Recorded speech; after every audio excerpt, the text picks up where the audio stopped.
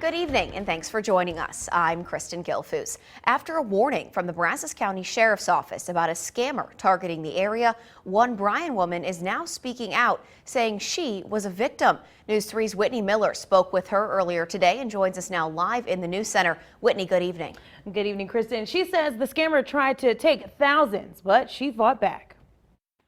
It's scary. I was really scared. I thought that I had broke the law. This woman, who asked us not to identify her, says the man on the other end of the line told her he was Deputy Paul Gibbs. He wanted her to know she missed jury duty back in February and now owed the county $2,000. He did make it sound very, very real because he was saying that they had so many people miss jury duty, that this was a way to kind of weed out the people who didn't have a criminal background and allow them to go through an easier process. So real, in fact, she almost gave him the money. At the time, it was very convincing. He gave me a case number. He gave me a court date.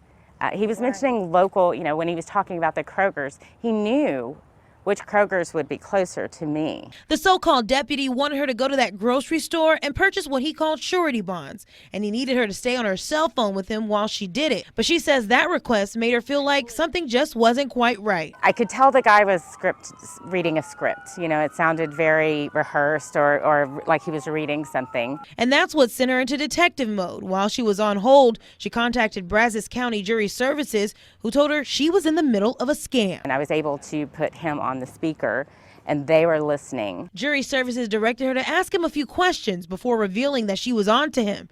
She says that's when he grew upset and hung up. Now she wants everyone to know what almost happened to her. You think that you're savvy, you think that you can catch on, but if they want you to bring money, and especially if it's a legal with the police or sheriff or whoever it is, they're not going to ask you to do that. Right. They're going to want to see you face to face.